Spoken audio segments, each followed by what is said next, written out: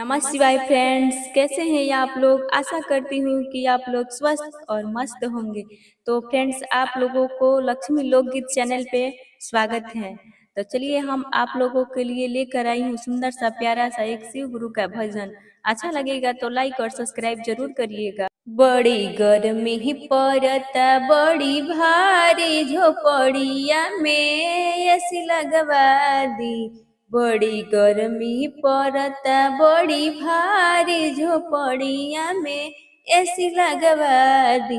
ऐसी लगवा दी भोला, कूलर लगवा दी। ऐसी लगवा दी भोला, कूलर लगवा दी।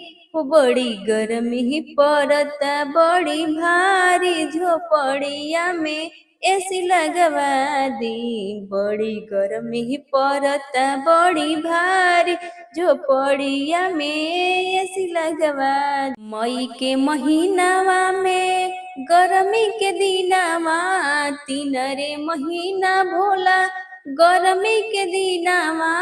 जून के महीनावा में गर्मी के दिनावा, गर्मी के दिनावा हो गर्मी के दिनावा। गर्मी के दिनावा हो गर्मी के दिनावा। इसे में भंगिया तो चुअता पसीनावा, चुअता पसीनावा हो चुअता पसीनावा।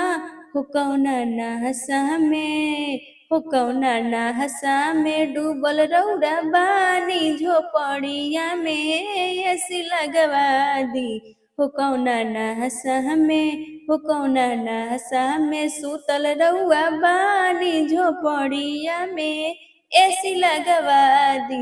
ऐसी लगवा दी पिया, कूलर लगवा दी। ऐसी लगवा दी भोला जी, कूलर लगवा दी। हो बड़ी गर्मी पड़ता बड़ी भारी झोपड़िया में ऐसी लगवा दी।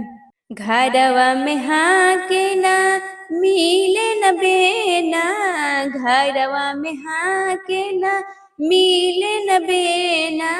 मिले न बेना हो मिले न बेना। रौरत स्वामी हो बाड़े न बेना, रौरत स्वामी हो बाड़े न बेना। लक्ष्मी शिष्या से हो लक्ष्मी शिष्या से खबरिया भेजवा दी। झोपड़िया में ऐसी लगवा दी। बड़ी गर्मी पड़ता बड़ी भारी झोपड़िया में ऐसी लगवा दी। ऐसी लगवा दी भोला, कूलर लगवा दी। ऐसी लगवा दी भोला, कूलर लगवा दी। हो बड़ी गर्मी पड़ता बड़ी भारी झोपड़िया में ऐसी लगवा दी। Thank you friends. अगर आप लोग को ये वीडियो अच्छा लगे तो लाइक और सब्सक्राइब जरूर करिएगा।